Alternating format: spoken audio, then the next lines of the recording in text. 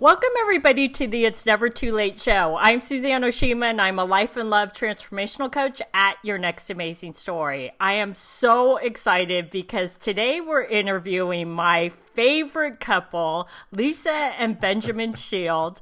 And Lisa is a love coach extraordinaire. And today we're talking about it's never too late to fall in love again with an amazing man. So welcome, Lisa and Benjamin. I'm so excited to have you guys here today. It's a pleasure to be here, Suzanne. Yeah, thank you. I know. And, Lisa, I've interviewed you several times. I love your love story. But this is the first time that we're going to hear Benjamin's side of the story. And Right. I can't wait. Right. So, and Benjamin, we want you to be honest and share with us, those deep down feelings that you felt when you first met Lisa. But before we get to that, Lisa, I would love for you to share with the ladies, because I think everybody tends to look at amazing couples like you and Benjamin and they tend to think, oh, well, they're just so lucky. She has it so easy, but that's not true, right? So what is your story, Lisa? What happened? He's a pain in the ass.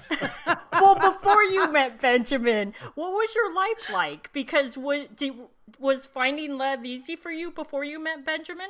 Hell no.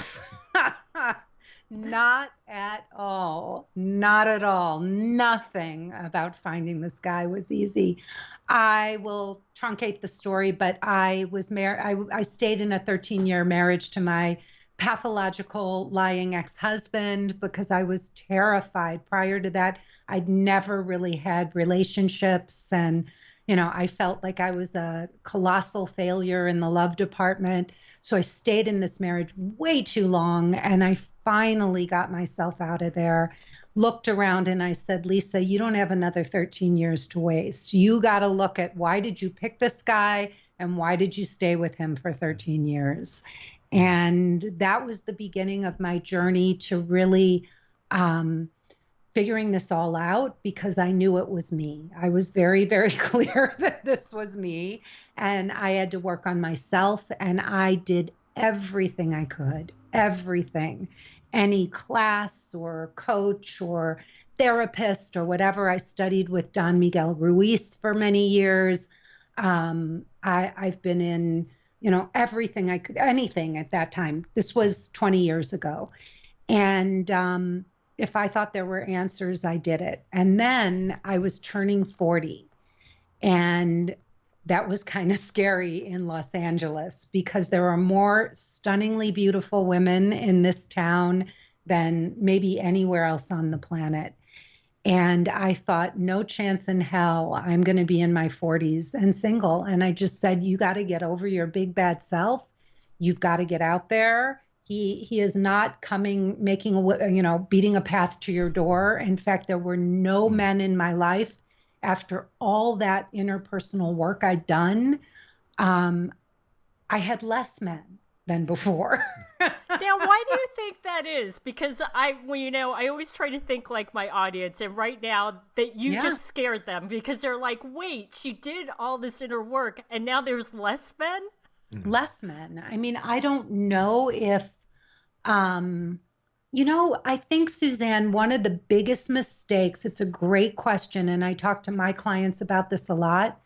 I think there are many, many, many myths about finding partnership. One huge myth that we all know is just go about your life and love will, when you least expect it, love will find you. And I think another myth is work on yourself, keep improving you, and love will find you. Because the truth is, you get better at being you, but there's a whole new skill set that we have to learn in order to have a partner. We have to then work on ourselves, but then start to open up to bringing someone into our lives, learning how to relate to men, learning what men want from us. So that's a whole different skill set. And therapy isn't going to get you there. Reading books isn't going to get you there.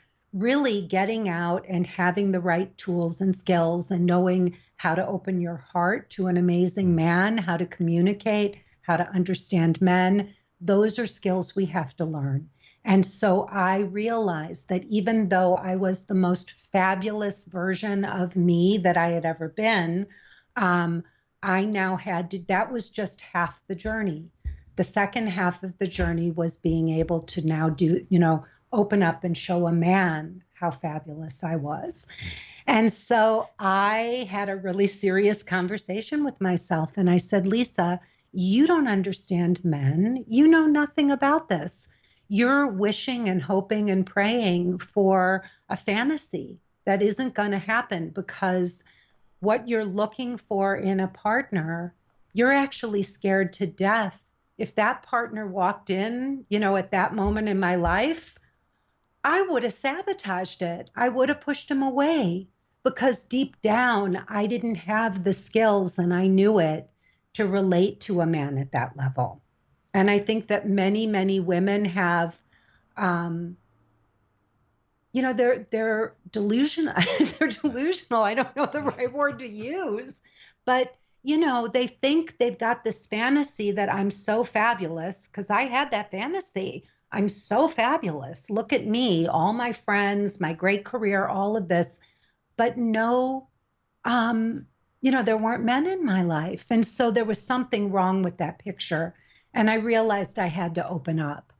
So, Lisa, when you talk about the skills, right? Like, how did you get the skills? That's question number one. But question number two is, because I know you weren't a love coach back then, right? Do you feel like your career was repelling men away?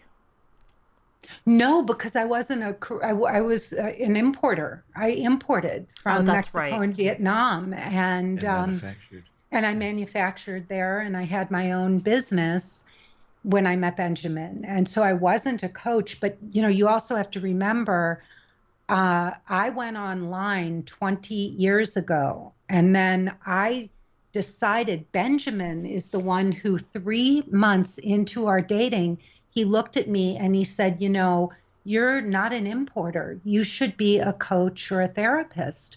And I said, why do you say that? And he said, because all you talk about is personal transformation. And I was getting my master's degree in spiritual psychology at the time.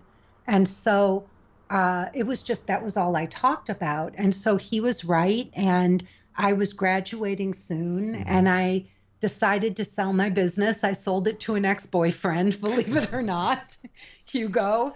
And Benjamin's met him, great guy. But I sold the business, and I enrolled in coaching training. And I knew then that this is what I was going to coach. But here's the thing. When I did this, there was no such thing as a love coach. They didn't exist. And so I knew, because I had come from so far away, my parents hated each other, never had a great relationship. And then I meet the finest human being and marry the best man I have ever met anywhere. There's got to be other guys as good as this one, but there is nobody finer than this man right here. And I thought, I have to show women how to do this, because this is a freaking miracle. And so I just I'm going to coach women, I'm just going to show them how to find their Benjamin. So yeah. Okay, so let's talk about, you were doing online dating for, you said 3 months before you met Benjamin? 3 months, 2 years. Oh, okay. 2 freaking long years. And how many dates would you guesstimate that you went on before you actually met Benjamin? I don't need to guesstimate. There were 96 first dates between that sobering conversation I had with myself that before my 40th birthday and meeting this man here. And only 2 or 3. And only 2 second dates out of all of that. Oh my goodness. Okay. Yep. So now let's talk about how you came across Benjamin on the site. Was it that you saw him online, or did he see you and contact you? Well, the first thing I'm going to tell you is, you would ask me another question about how there weren't love coaches.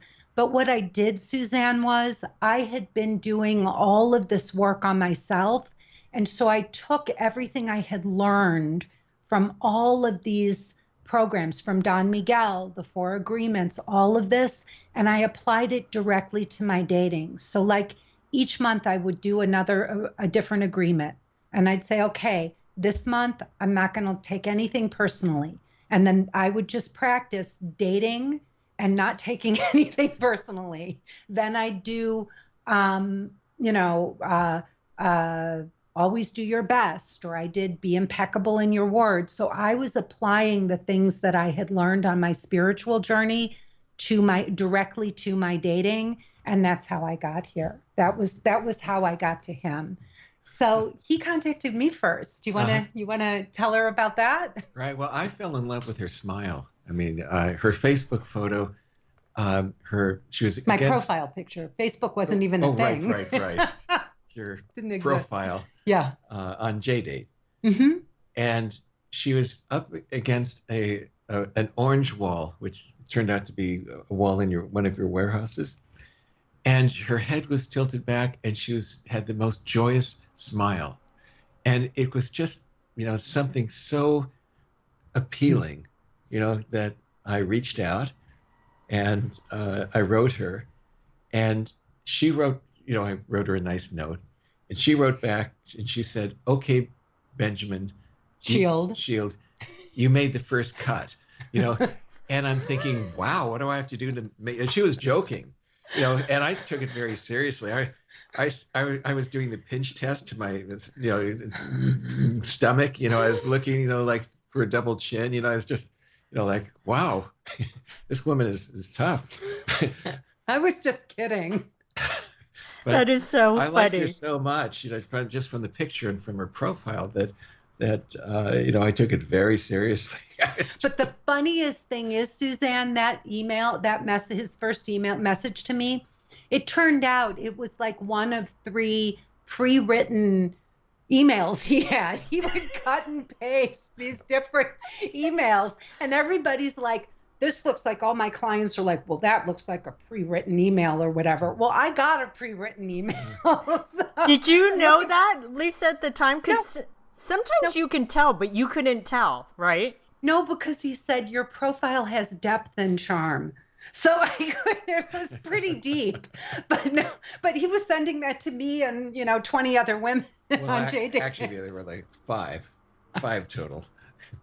So 5 other women got that. That's so funny. So Benjamin, now for you, how long had you been doing online dating before you came across Lisa's profile? Well, I was doing some dating and short relationships, and I had an assistant who worked on Saturdays. She just came in. I had a regular assistant. Then this one particular woman who came in on Saturdays loved online dating, and she pushed me into it. And I wrote a profile, and I put photographs up, and I looked at my profile, which sounded like everyone else's, like I'm trying to sell myself to everyone, to as many people as possible. And I was actually embarrassed. I was embarrassed to have it up. And I realized I didn't want to attract myself or be attracted. I didn't want to attract myself to a wide range of people, but just those people who I really felt in sync with their frequency. So I withdrew my profile, and I spent about, I don't know, maybe about, I can't even remember, 4 weeks, 6 weeks, rewriting it, going to see my therapist at the time, even a former therapist. My goal was not to attract 98% of the people, but attracted 2% of the people. And so my goal was to say exactly who I was, but also who I wasn't, so people wouldn't be disappointed, and what I wanted and what I didn't want. And so my goal was really for that 2%. And, so I had very few dates. Because he did a good job of turning some of them off. He had a whole paragraph about why he didn't want to get remarried and why he didn't want to live with someone. So, some women wrote back to him angrily and said, well, what are you even doing on here looking for, dating if you don't want to get married and live with someone? Yeah. And I think most of all in my profile, I said that some of the most successful relationships are unconventional relationships. Mhm. And so I was staying open for that. And so we had our first date. And do you want to? Okay, now let me ask you a question, because before we get to the first date, because I think one of the biggest complaints from women is that you can go too much back and forth online and on the phone before you actually meet up. So Lisa, how much time back and forth did you have before you went to the first date? He sent me an email, a Mm-hmm. message on the site. I wrote him back and I said, "Okay, Benjamin Shield, you made the first cut. I'm leaving to go to Vietnam for 3 weeks. So if you in 2 days, so if you want to get together before I go, let me know." Right? I think Right. that was pretty much Right. it. And I sent him my number because he had already sent me his. He sent me his number in his email and his message. And then he called me and we had literally maybe a 5 or 10 minute phone call. Mm-hmm. Yeah. He said, I don't know. He said, "You're leaving, so I'm going to come over to your side of town," because he was about 45 minutes away in traffic. And he said, "Where would you like to go?" And I didn't know of I didn't want to think of a restaurant because I didn't know his budget. And so I didn't want to, pick the restaurant. And so I said, "Oh, anything is fine." And he said, "Well, the only place I know in your area is, It was a Mexican El Commodore or something like that. yeah, El Coyote or something. No, that's a different one, but a Mexican restaurant that was very well known and old and whatever that had been there for years. And I didn't like the look of it from the outside. And I was on a really strict diet. But when I said, "I'll go anywhere, I can eat anything," Benjamin said this Mexican place. And I said, "Oh, anything but Mexican." So I totally set him up and then totally cut him down at the knees. And then I thought, okay, well, that gave me an idea of what kind of restaurant he was looking at, whatever. And so I said, "There's this little Thai place we can go to called Simply Thai." Mm-hmm. So that's where we met for our first. So yeah, that was our first date. Okay, so now I know the story. So Lisa, you got to the restaurant first, correct? Mm-hmm. And share with the ladies what happened, because this is so funny to me. So I am never, I'm always the one who's late, right? And I get to the restaurant. I think I'm on time. I mean, God knows I should have been. It was right down the street from me.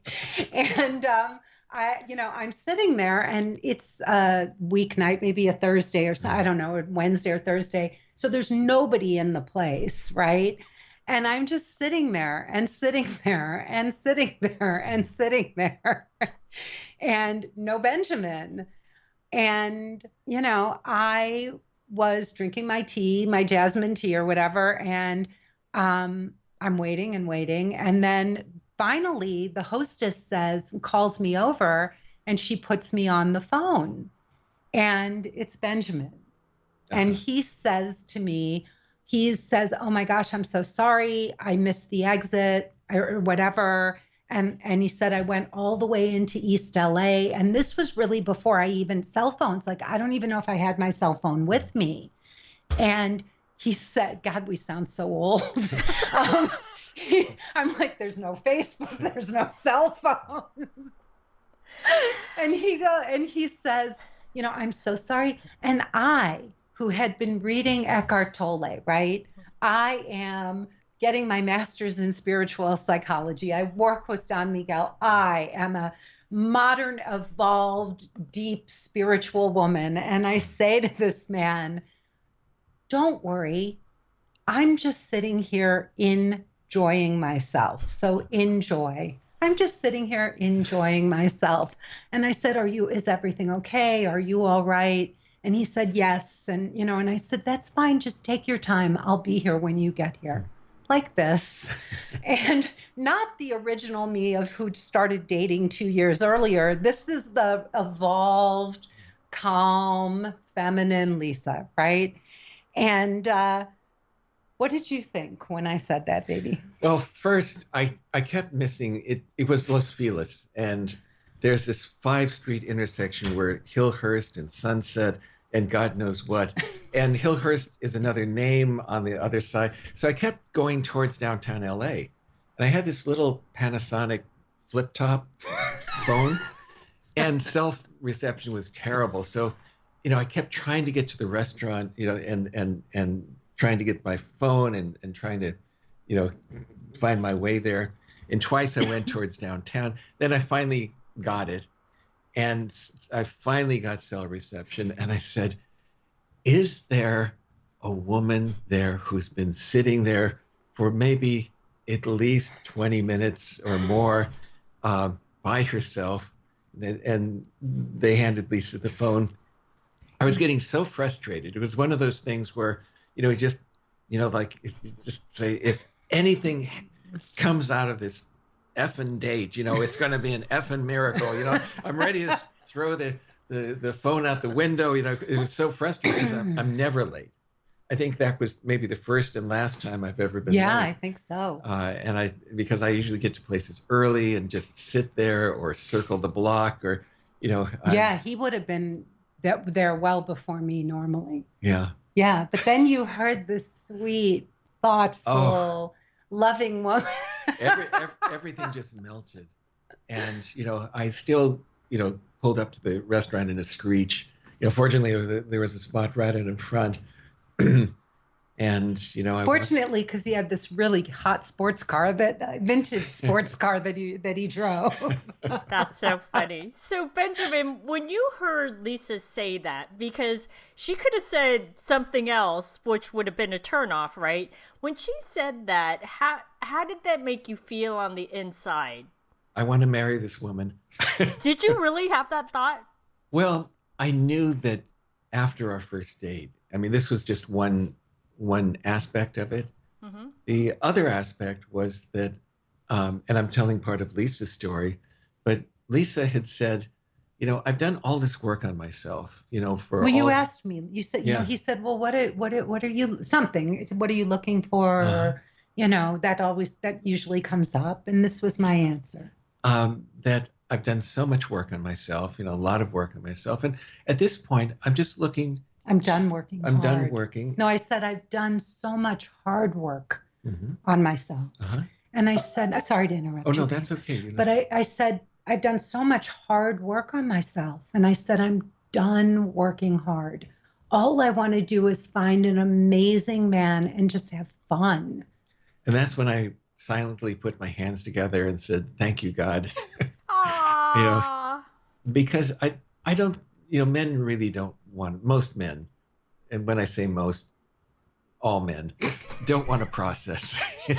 They don't want to spend their life processing. Yeah. And the thought of someone just wanting to have fun and be with, be together and make it, life just this really fun adventure where every day is an adventure. And it has been.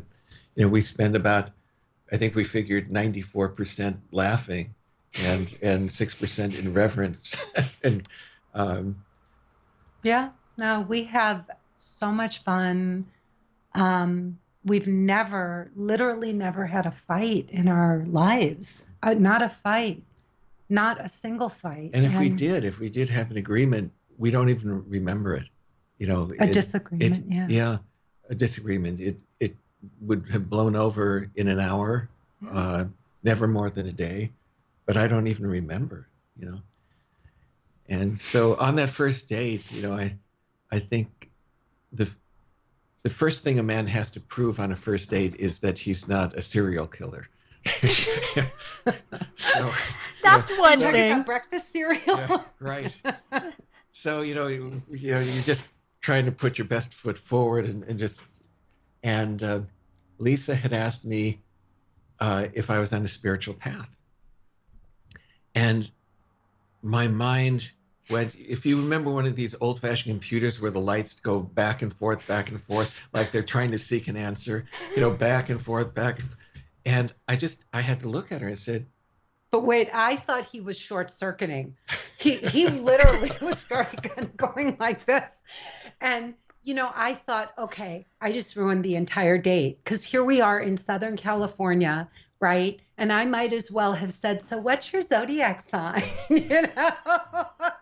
I mean, I thought every stupid, sorry, I said a bad word, but on every date, every guy thinks, women ask, what kind of spiritual path? Do you do yoga?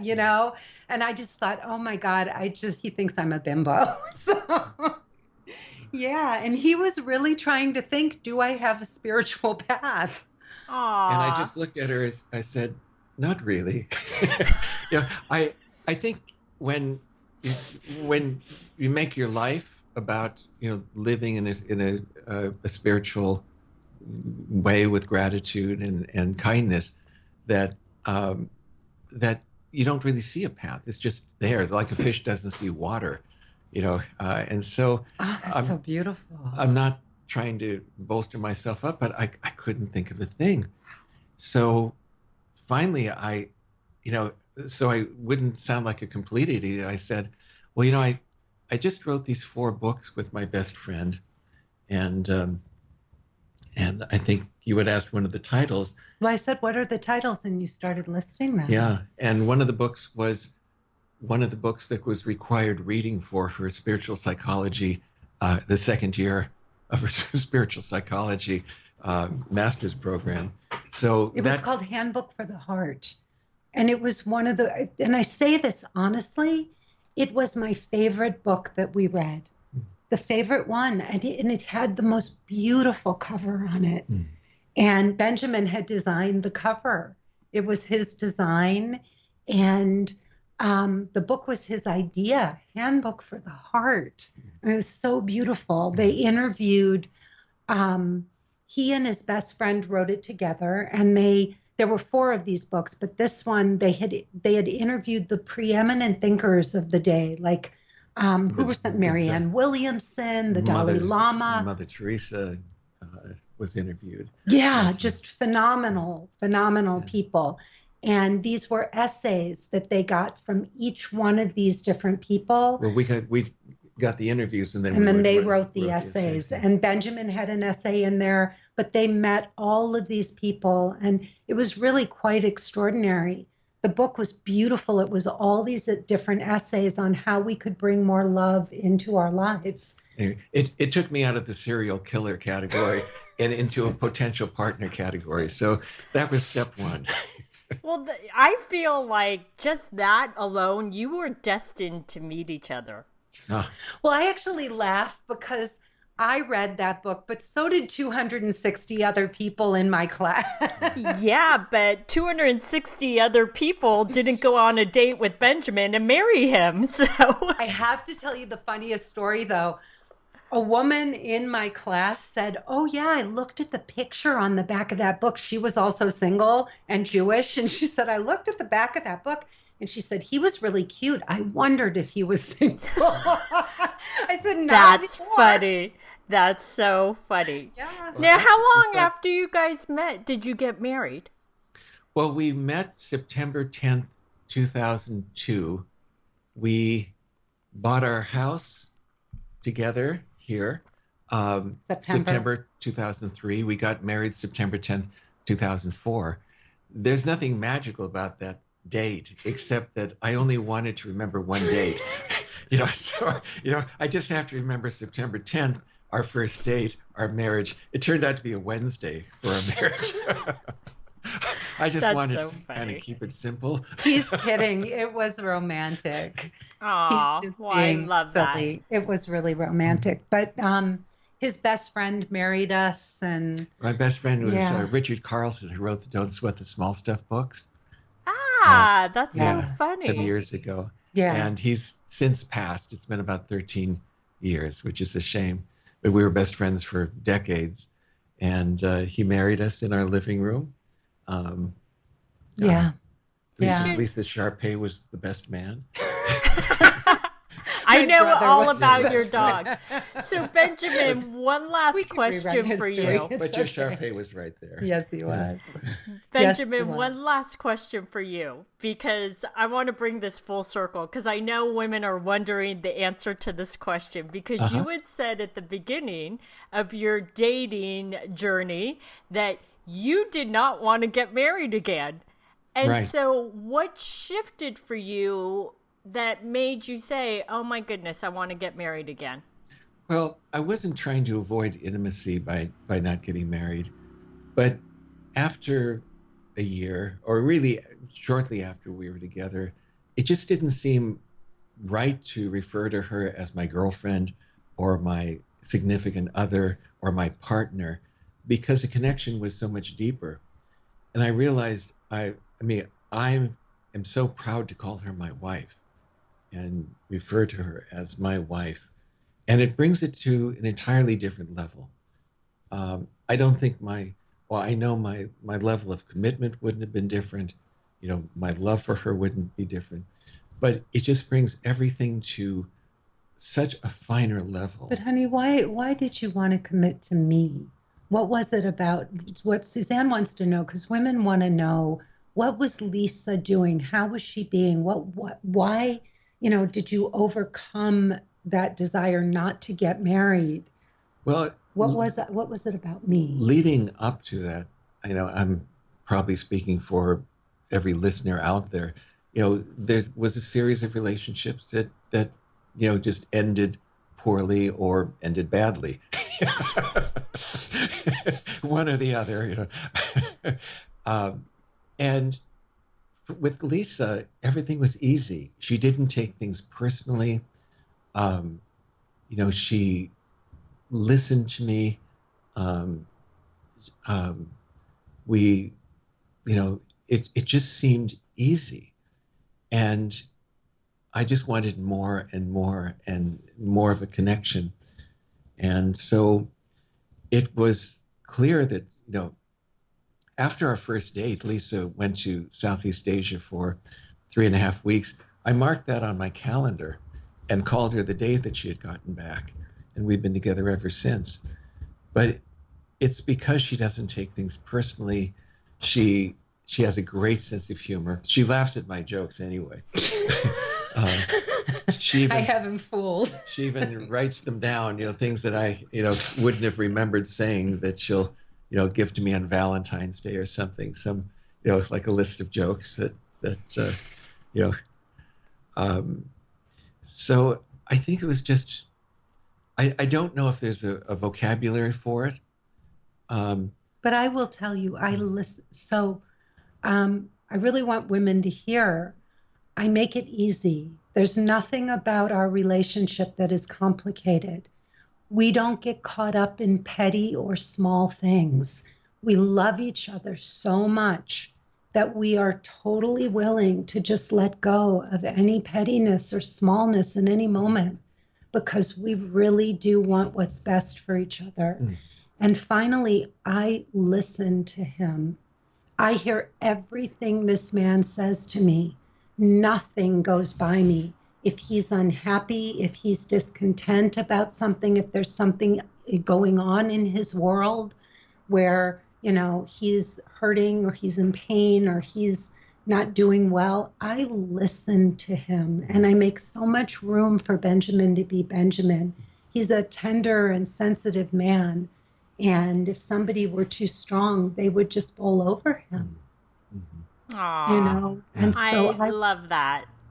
That is so amazing. And I have to tell you guys, so I don't know if the audience noticed this, but during the entire interview, I could see how much Benjamin loves you. Like when you're talking, he just looks at you with adoration, and it's just amazing, because it's almost like you guys just got married within the last year. And I know you haven't, but I want everyone to see that they can find a Benjamin too, and that it's not easy, but you can't give up, right, Lisa? It's only as hard as we make it, Suzanne. Yes, you're absolutely right. Yes. So Lisa, how can the ladies find you? So go to lisashield.com. That's the easiest way. And you will find, or click the link below this, right? You're going to put that up there. Mm-hmm. And I really have to read this because let's just see here. This is not cooperating. Oh my goodness. Okay, my website is not happening. All right, here we go. Nope, not going to happen. I have a webinar, and I think it's called The 5 Essential Shifts My Successful Female Clients Use to Cut Through the Games. Attract the guardian of their soul. Oh, I don't know, and attract the guardian of their soul. Anyway, go check it out. That's all I can Awesome, say. ladies. So we will put the link right below the video. And if you're listening on the podcast, you can go to Your Next Amazing Story and look for Lisa's interview with Benjamin on my site. And if you would like to get my free video series, The Secrets About Men Over 40, you can click right here on the video, or you can go to yournextamazingstory.com.